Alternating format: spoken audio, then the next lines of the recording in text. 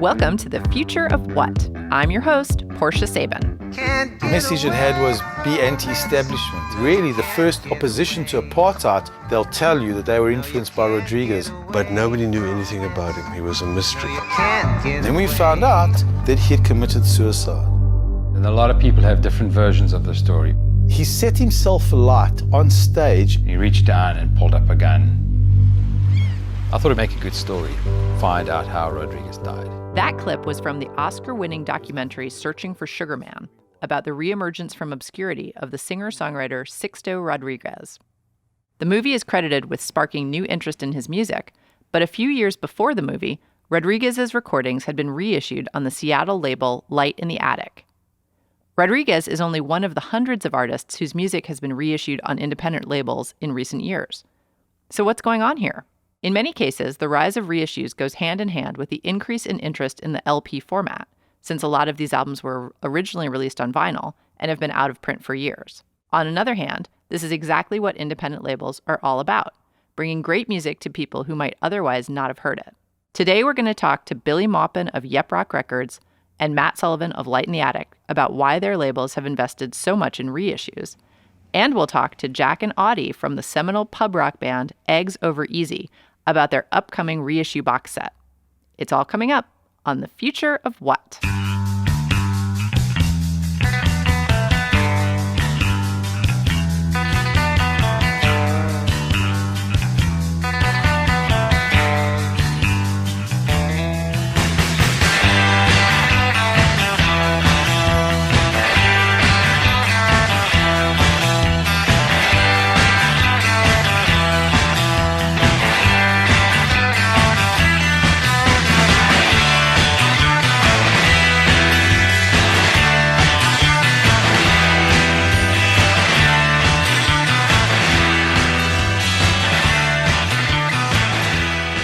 Was Having an Average Weekend by Shadowy Men on a Shadowy Planet.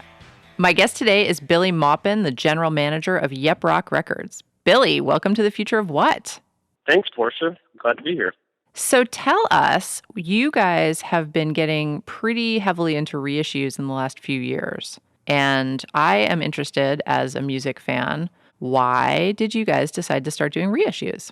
Well, I think it has always been something that we have been interested in. We work with a lot of artists that have had a varied career, going back many decades sometimes, and they had a lot of work that wasn't available currently. And with the new rise in all the different formats, streaming, box sets, there were a lot of opportunities for people to go back and kind of explore where maybe an artist started their career or an album that was not on the radar. So it's just been a fun process to kind of dream up these ideas and then see if we can make them happen.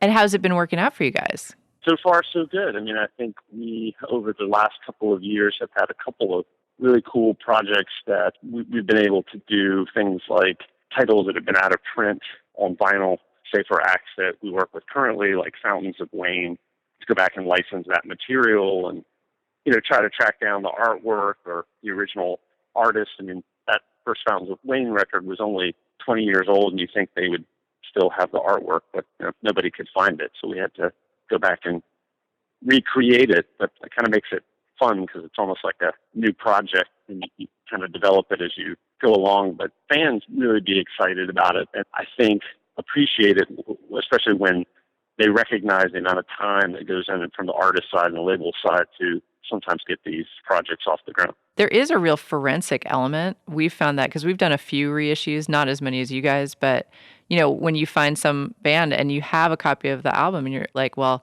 how do we get the art for this? And then there's just no art files. Like, they just don't exist. Right. So you're like, what do we do? Or they created it, let's say, and didn't have vinyl artwork. Maybe it was only on CD or something like that, and you have to blow it up, and the scan of a CD sometimes doesn't work as well. So we've been working on a series of Nick Lowe reissues, basically his entire output of catalog in the 80s. And, we've had, our graphic designers had to spend a lot of time kind of photoshopping this brick wall that he was standing in front of to try to make it look like the original as much as possible. And it's just I thought that there would be some sort of computer program that did all the work for him. And I kind of looked over his shoulder one day, and he's literally just sitting there kind of coloring pixels to make this one section of a wall on a cover look exactly like it should be, Wow. like it was. Yeah. But, Columbia didn't have the files, and nobody, I guess, thought at that time, like, hey, we should really save this. It's probably, or maybe it even predated digital, and was those old big sheets that you used to get from the printer. But it's been a fun process. Yeah, certainly for the artists, the layout people and the designers, it's really fun, and it can be fun for us too because we have to dig in and find old press stuff and old stuff that people wrote up about the bands. I mean the projects themselves seem pretty interesting. Do you find that people are into buying it though? Like when you do these big box set releases with multiple LPs or multiple CDs, that they actually sell? Yeah, definitely. I mean, you have to be realistic. I mean, I guess that's the place we always start. We're hardcore music fans, and typically on the physical side are selling to retail accounts that are definitely into the formats as well. And we usually start by just kind of talking to some of our key partners and kind of figure out, like, what do you think this would sell? What do you think the interest level would be before we kind of get started, I guess. And, we want to make sure that, look, if we're going to put all this effort into it, there's going to be a market for it.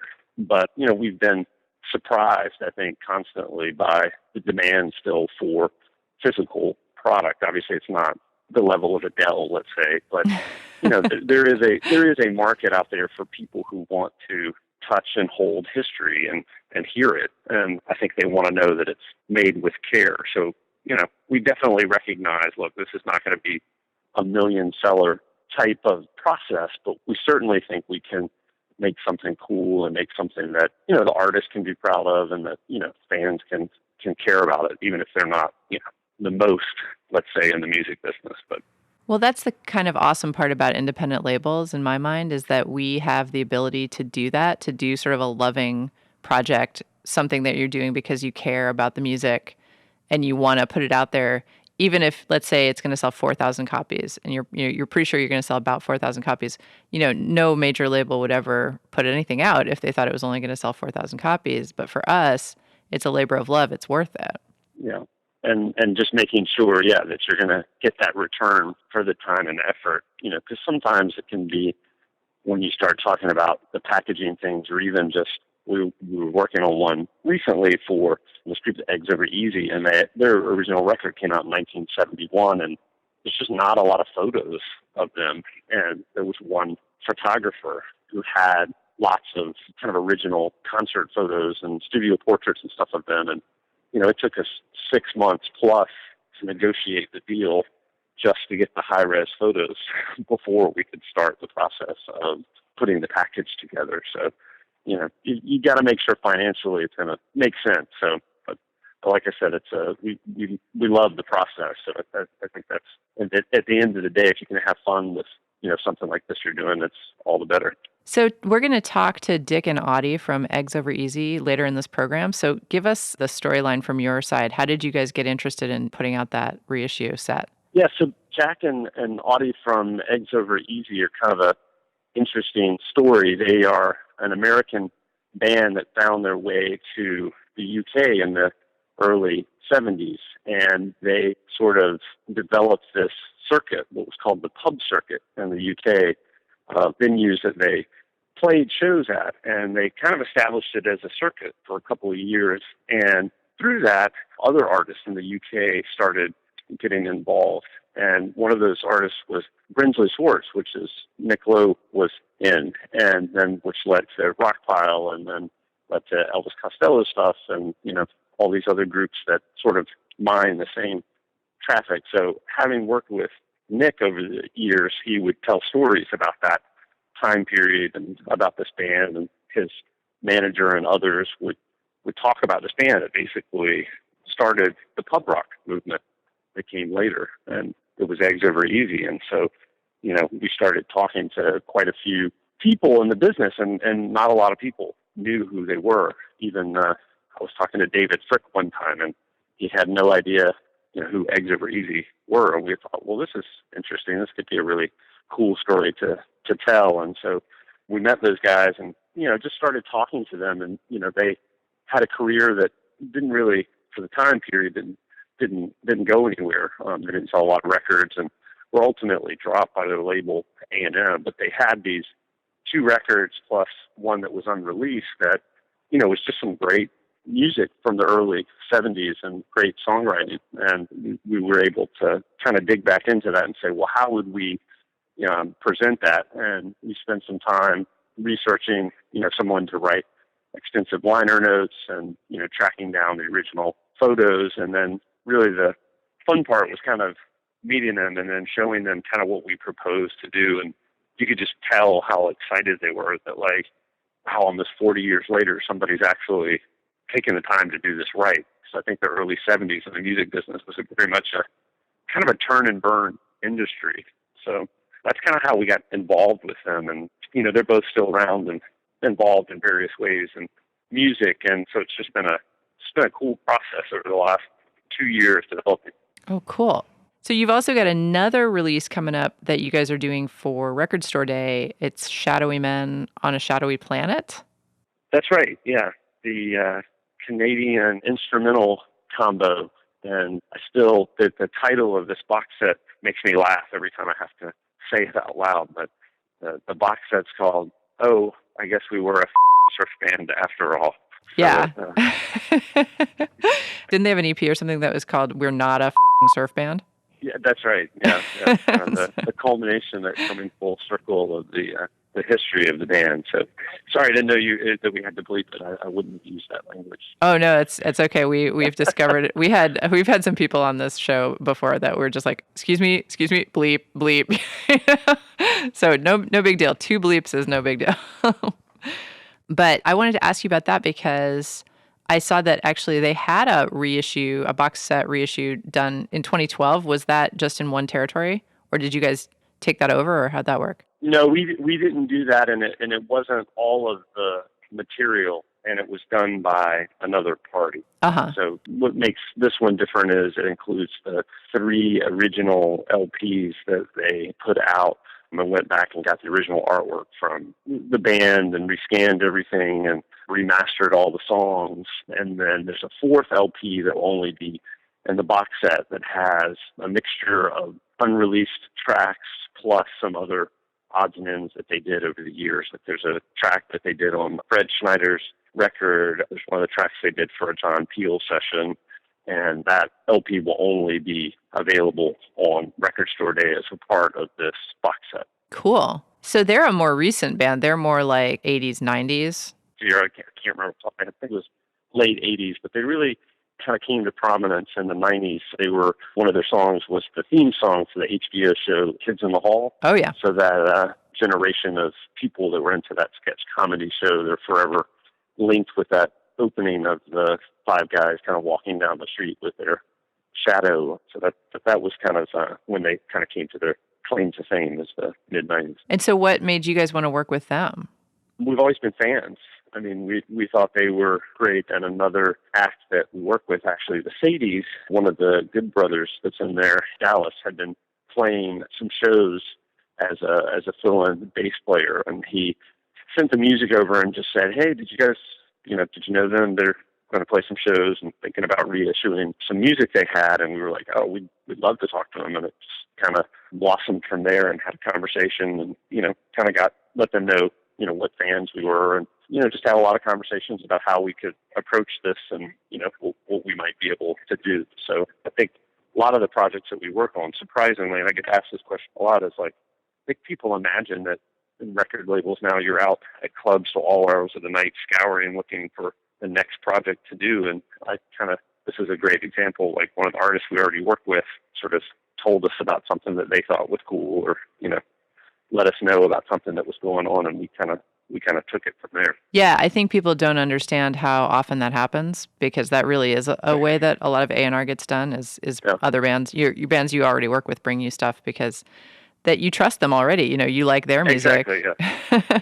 So and you trust that they understand what your aesthetic is and that what you're trying to accomplish. And, we've even had cases where people bring us stuff and they go, music's great, but you're not going to like working with them, or not the right fit for you, and those types of things. But it's Right. even better when the artist is like, hey, these guys are going to fit in the family, very well. I think the shadowing men definitely do. Cool. Well, that's awesome. Do you have any sort of philosophical views about this reissue movement that's been happening? We're also going to talk on this program with Matt Sullivan from Light in the Attic, because they've been super successful in recent years with a bunch of really interesting reissues.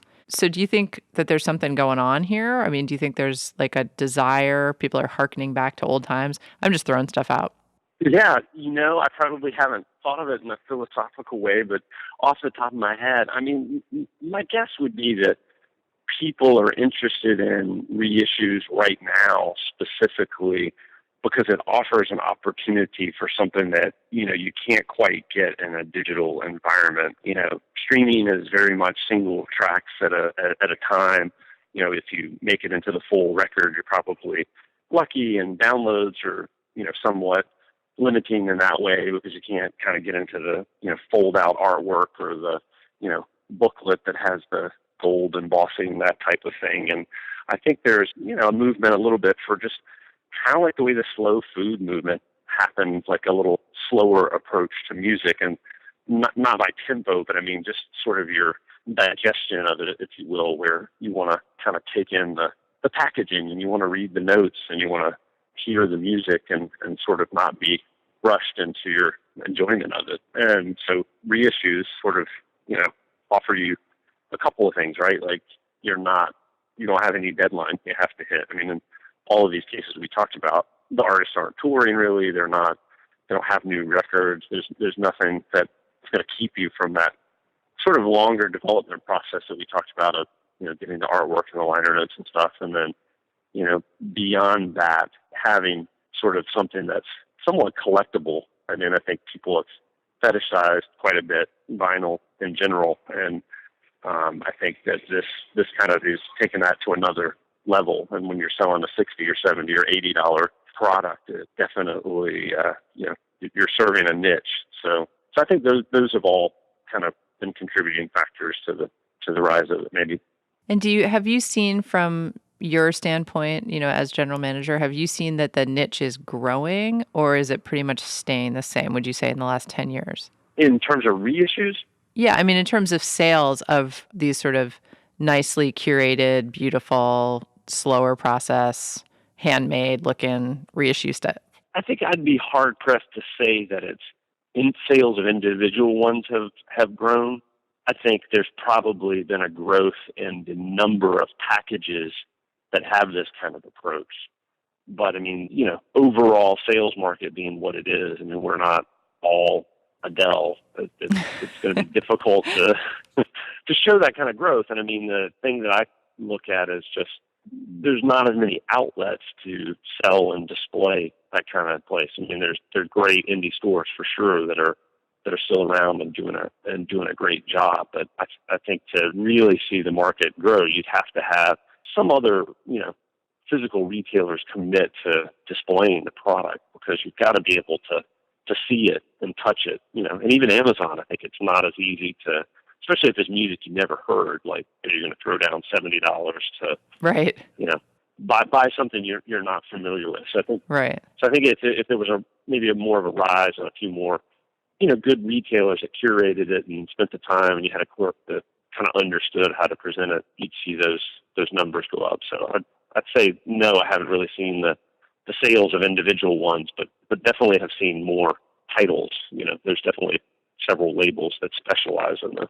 So that's a really interesting point about there not being as much retail space for it. And like you said about Amazon, in the digital age, we spend all this time, like you were talking about earlier, recreating these packages, making these photos beautiful, and then they end up as a 1 by 1 inch thing on Amazon. This little tiny, you can't even see anything. I think there's a financial component to it too. It's like the store can't afford to put 10 copies up on the shelf, nor can we necessarily afford to make a lot on a speculative basis. So it's sort of a self-limiter, if you will. Right. You got to make what you can sell, or you can get burned if the demand is not there. So Absolutely. I think that's why, and the lack of space in the stores, a lot of the stores that are around have gone to a smaller footprint model, and they're a little more curated and things like that. So if you're making a 10-pound box with a gold lid, the reality there's only going to be one, and it's going to be sitting right behind the counter. It might be the most expensive thing in the store. Right. Good point. Well, Billy Maupin, General Manager of Yep Roc Records, thank you so much for joining us on The Future of What? Awesome. Thank you, Portia. I really appreciate talking to you today, and hope you have a good rest of your day. Thanks. You too. Say hi to everybody for me.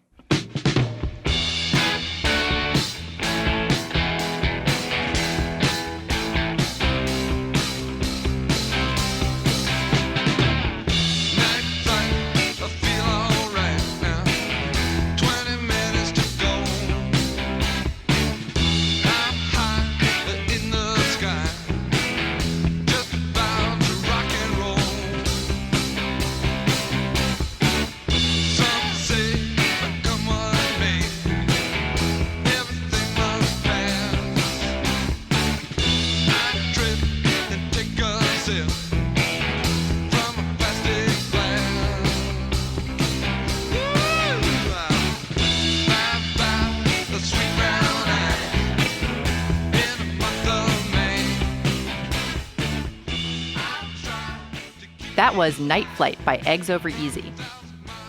If you're enjoying this program, please consider becoming a subscriber on Bandcamp. Just go to thefutureofwhat.bandcamp.com. To find out what's coming up next, follow us on Twitter at KRSFOW.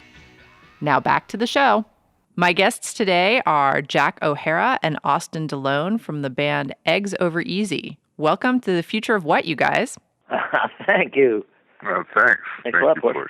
So we are speaking to you today because the label Yep Roc Records is going to do a reissue of several of your albums from the early 70s. Is that correct?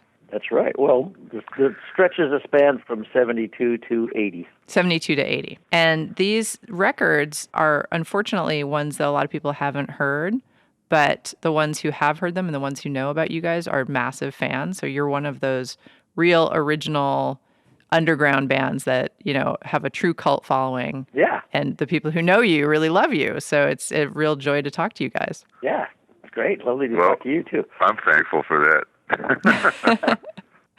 So let's go ahead and set the stage for people. The thing that sort of put you guys on the map, you went over to London in 1971 to record your first record, right? Which you did record, but then, like it often happens in the music business, circumstances happened, life happened, weird things happened, and that record did not get released. Is that the case? Yeah. That was a record we recorded with the great Jazz Chandler as our producer and at Olympic Studios in London. Fantastic studio. Very, very happening studio at the time. So that was great. So, like many things that happen in the world of rock, the fact that didn't get released actually led to the thing that did sort of put you guys on the map, which was apparently you got yourselves a gig at a London jazz club. It was a London jazz pub, I would call it. A London jazz pub. It was a pub where they had jazz 6 nights a week of a lot of famous British jazz players and also a lot of the great American cats that would come over and do a concert, and they would frequently go up and jam at the Tally Ho up in Kennishtown, which is the name of the pub, the Tally Ho. But to put it in context, this is kind of beyond that era, Basically, they weren't. Am I right, Audie? They weren't having the jazz so much anymore, right? It was they had 6 nights a week of jazz when we first went there. There was one night that wasn't music. I had no idea. That's right. We saw Phil Woods or somebody there, right? There was one night that wasn't music. That was a Monday night. So we took over. We said, "Hey, we'll play for some beer, and if you like us, we'll play again, and you can give us some money." And then by the end of the year, it was the roles had reversed. There was, I think, one night of jazz left, and the rest was all some good pub rock and music. And starring you guys, right? Yeah. Awesome. We ended up with 4 sessions a week. Wow. So that was the origin of pub rock. That's what they tell us. That's what they say. And that's a huge musical shift from jazz. I mean, that's pretty much revolutionary in a lot of ways. It was. Well, socially, people needed a place, and it just wasn't accessible to them because the pubs were just very conservative and just used traditional forms of music up to that point, jazz and even way more traditional music than jazz. Wouldn't you say, Audie? Like, Yeah. real kind of old-fashioned pop. Sing along And jazz, we just happened to jazz. get open that crack, with our kind of music, and then suddenly it was accessible to more people than it had been before. So what we were doing, More different what we were styles. doing was more current for the youngsters, for the younger folks, the 20s as opposed to the real jazz fans who were, not that there weren't plenty of jazz fans that were in their 20s, but, it was just a change. The music was shifting, times were shifting. You guys were sort of at the forefront of that because then the people who came to see you play at the pub turned out to make their own music. You really influenced people like Elvis Costello and Nick Lowe and, other guys who went on to, have the late 70s and early 80s be really about that sort of pub rock influenced singer-songwriter. Absolutely, pub rock influence, and then the whole movement, the sort of pub movement and playing in pubs and being kind of looser and wilder, ultimately led into some of the bands that became the early punk bands, like the Clash. I can't remember what their original name was, but I think they started as more or less in the pub scene, and then they ended up breaking into the whole punk rock scene. I'll tell you what else was going on. When we were there, the people that first came to hear us were squatters. There was a certain social situation in London where there was a lot of abandoned housing, and there were, people were living in squats, and the whole climate. Young people, the economy was down. People didn't have jobs. And so we didn't know anything about this at the time. This is just our little core group, that maybe the first people that came to hear us in the first few weeks. And eventually, people were coming from all over London, and the whole demographic of the crowd was really broad. But I only say that in response to what Audie was talking about, the Clash, because Joe Strummer had a band called the 101ers, I think, was the name of it, but they were in a squat. That was the address of their squat. There was just a whole underclass of young people that kind of turned into punk in the end. That's how it kind of rolled over from pub rock into punk, because the pubs became available to people for certain styles of music, certain kids to be able to express themselves, and the pubs weren't available before that. Does that make any sense? Absolutely. Yeah. I'm so interested. Okay. It's fascinating. It's so different, the history in, it's so interesting for you guys to be an American band going to England and then sort of being influential in that situation, because in our situation in America, it was very different, of course, at the same time. Yeah. Yeah, it's more like soft rock, right? 71. Yeah, and Was hard rock happening yet? Yeah, I guess Led Zeppelin was happening, yeah. No, well, the glam rock was happening in England. Led Zeppelin and Boy was coming on and all that kind of stuff. So we were sort of in opposition to some of that stuff. yeah. That's true. Another thing we were doing is we had an acoustic piano and really small amps, Uh-huh. And the whole world was just getting bigger and louder, Hendrix, et cetera, et cetera. And so we just on the other end of the scale, Right. It was really, we were under the radar quite a bit when we were there, as far as the big picture, as far as the music business per se. Yep. But we were having an impact nonetheless, I guess. We were Plus finding out. Plus the whole time we were playing at the Tally Ho, specifically our drummer was actually from England, was a guy named John Steele, who was the drummer from the Animals. It was a great, just really simple, lovely, slightly jazzy Charlie Watts kind of style drummer. Still alive today, still playing. He's still great. Cool. John Steele, yeah, very cool. You left London, you came back to America, and you did make a record for A&M Records. Mm-hmm. And that came out in 72, and you did some touring. And how long did the band actually go on after that? I think we played our last 10 show. years maybe. is the real number, isn't it? Yeah, 10 years. We lasted for 10 years. Yeah. It's a good run. We made that album with the great Link Ray, the great guitar hero. Link Ray was the producer in Tucson, Arizona, and then we came out to California and settled in Mill Valley and played around here for a long time, as well as doing some national touring behind that first album for the A&M album. And since the band ended, I understand, Jack, you're a sound engineer? Yeah, I do primarily live work, but also I record and produce. But yeah, I've been making my living mixing live shows in clubs and some big concert halls. I've been hearing like the greatest music in the world all this time. Around New York City? Yeah, in New York City, generally. Sometimes I travel with people, but generally right here. I'm originally from New York, so that's my old stomping ground. And Audie, you actually are still a musician? I'm still a musician, and that's what I did. Have been doing on and off for years and years, and got to play with some really well-known people as well as some people that you've never heard of, and it's all been great. So are you guys going to get back together when this reissue comes out? Are you going to play some shows live? We're definitely going to do some shows live.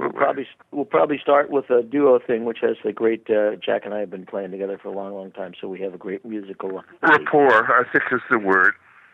Polar opposites. We can't stand Something each other. happens. No, that's so wrong. No, that's the wrong thing. Something happens when we play together. Yeah. Something very good, It's great. Yeah. Now, how did you guys get hooked up with Yep Roc Records? Jack, you tell a story about Matt. I guess that would be the real connection to Yep Roc. We had a re-release of the A&M record about 10 years ago, or maybe 8 years ago on Hux. It's an English label. And in the liner notes, it mentioned that I was playing at B.B. King's in New York, which I was doing quite a bit of then, a couple times a month or whatever with my band. So one night, a couple of guys came into the gig like a cold January night with nobody there, and they asked me if I was Jack O'Hara, and I said yeah. And they had the vinyl, they had the Eggs Over Easy vinyl, and I'm like, where did you ever hear about that?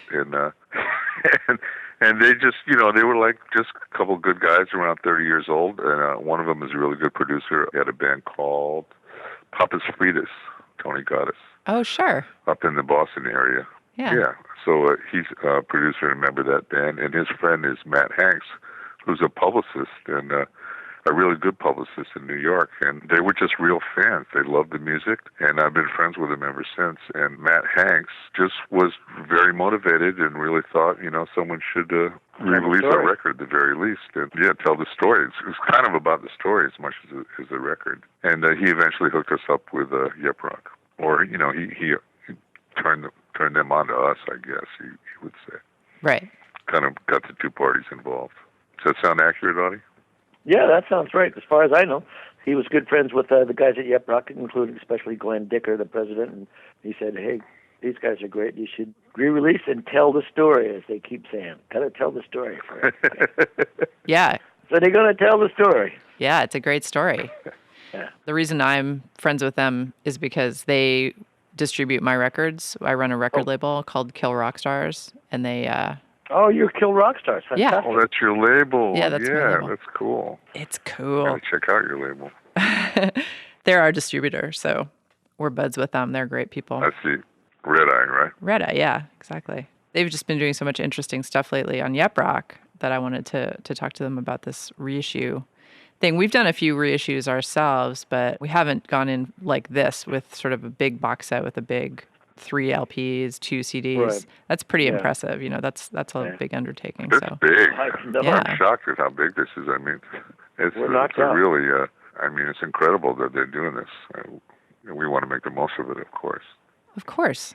Well, with that, I think we are done. So let me just say, Jack O'Hara, Austin DeLone from Eggs Over Easy. It was a pleasure talking to you. Thank you so much for being on The Future of What? Lovely to talk to you too, Portia. Thank you, Portia. You're listening to The Future of What?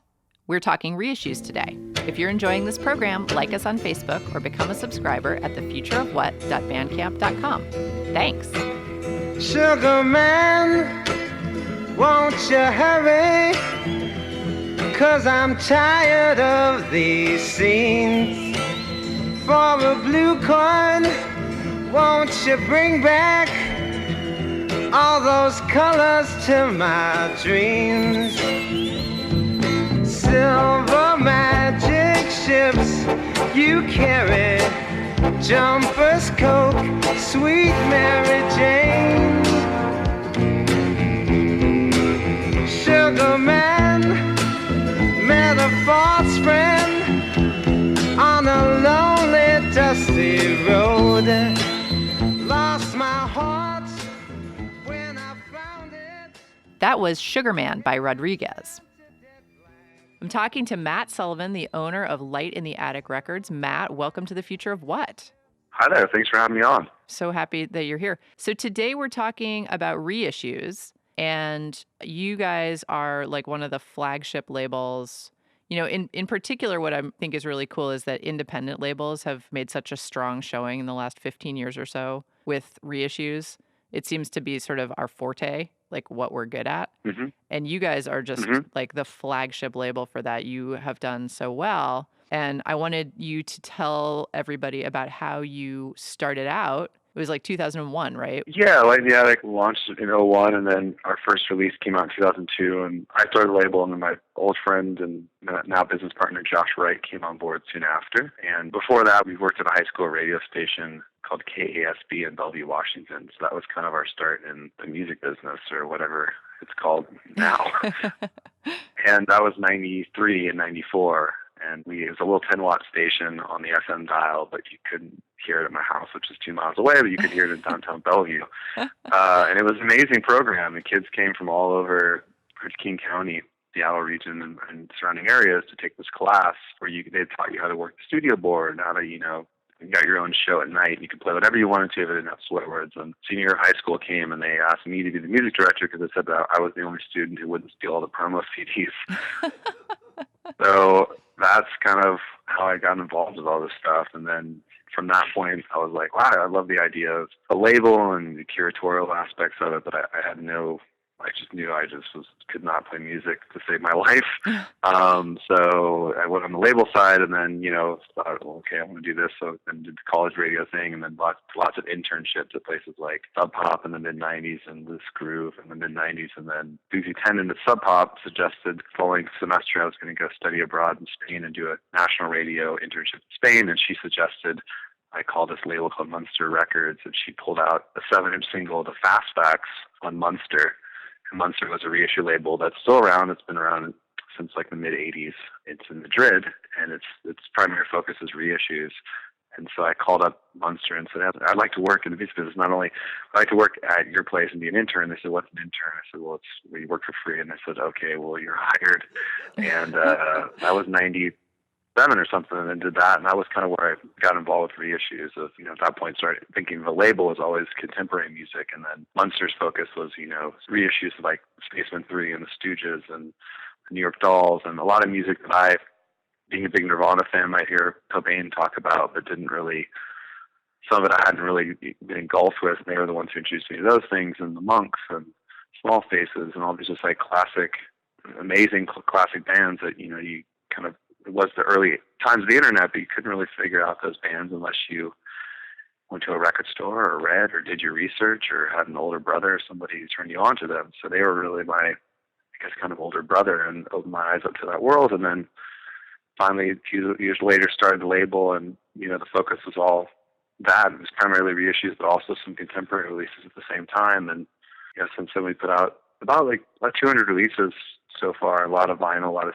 still do CDs and digital as well, Spotify and iTunes and all that stuff. So, our focus is, really a lot of it is on packaging and presentation and doing the audio restoration elements, and really kind of telling the history behind these recordings and artists as best we can to document these recordings that haven't really got their due.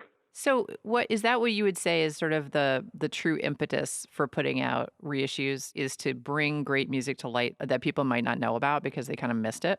Yeah, usually. I mean, it definitely is kind of our core of why we do this. I mean, there are things we do sometimes that aren't, they're not everything we do is always the most private press, self-release, small run of something back in the day compared to others. And we've done things like, Serge Gainsbourg or Lee Hazelwood or D'Angelo. Maybe the release wasn't on vinyl, or maybe it had, like in Serge's case, his album, History of Melody Nelson, had never been reissued pretty much in kind of to an English-speaking audience. So, it never had the lyrics translated, at least, in the packaging format of CD and vinyl. It had never, had notes that were in English that kind of explained some of the history to an English-speaking audience of these recordings. So for us, that was something that here in the States that we wanted to, bring justice to, or however you want to say it.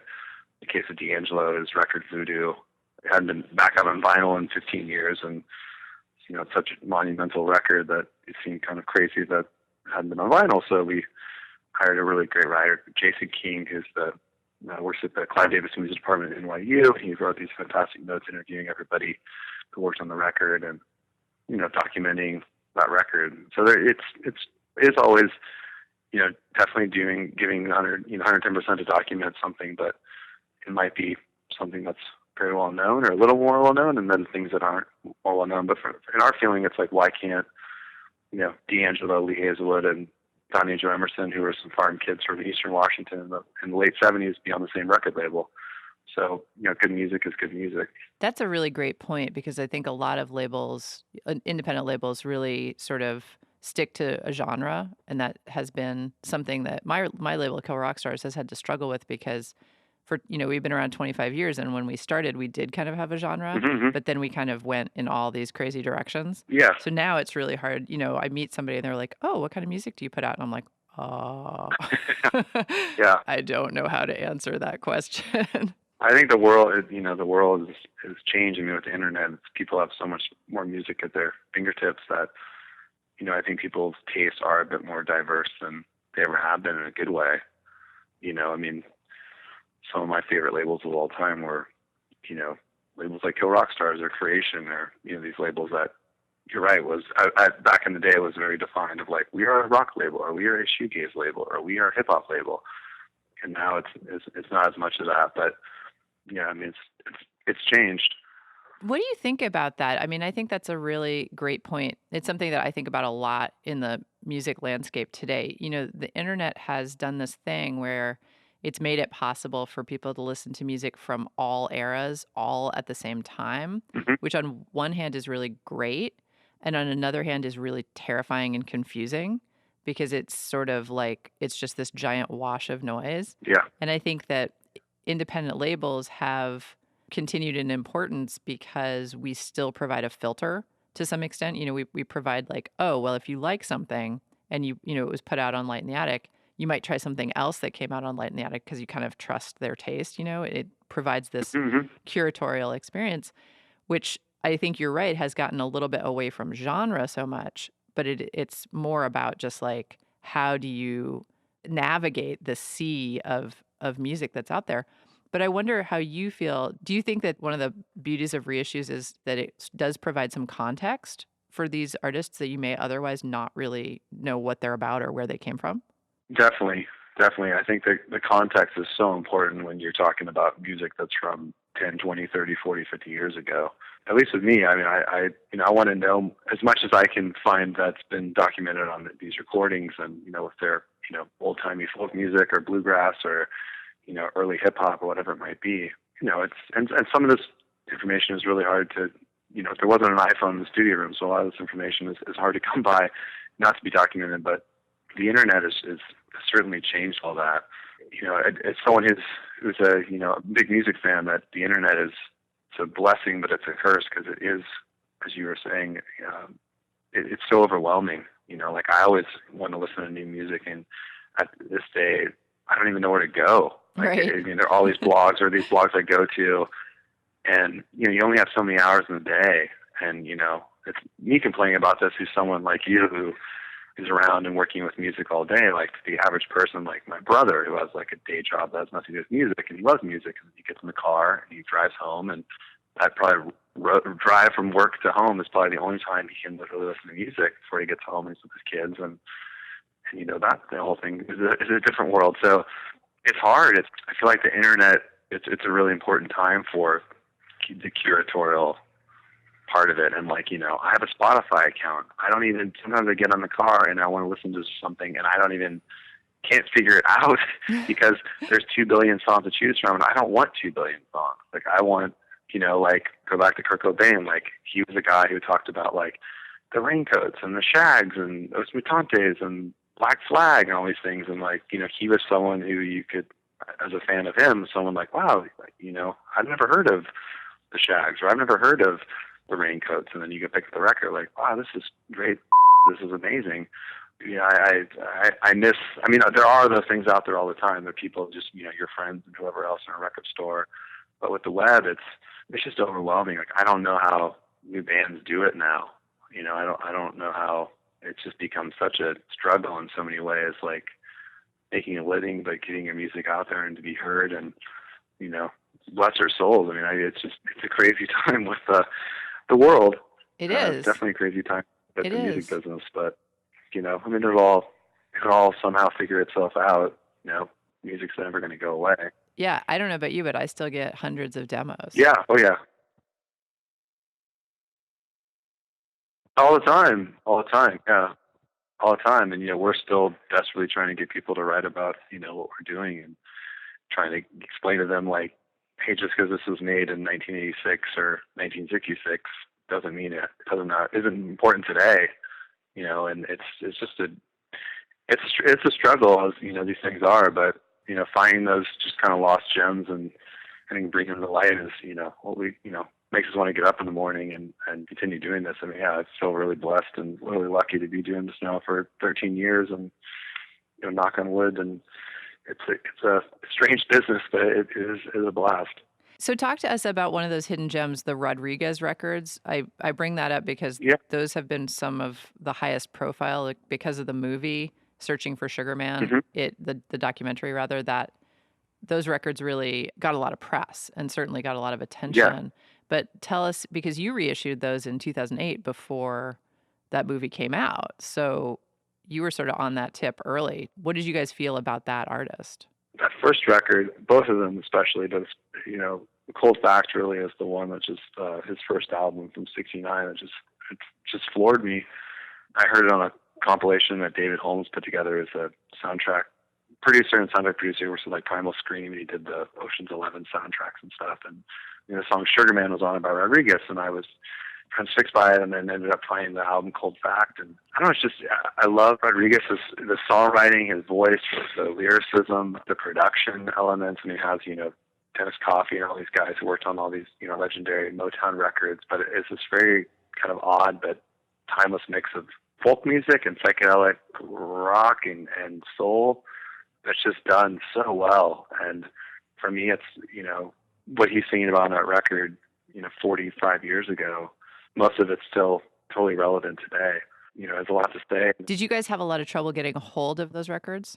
Yeah, they were hard. I mean, the records hadn't been reissued outside of South Africa and Australia, and so it was a real challenge. So about 03, 04, we ended up reaching out to, there's a website online that was kind of a big Rodriguez fan site. It's called sugarman.org, and it's a big part of the film there in South Africa.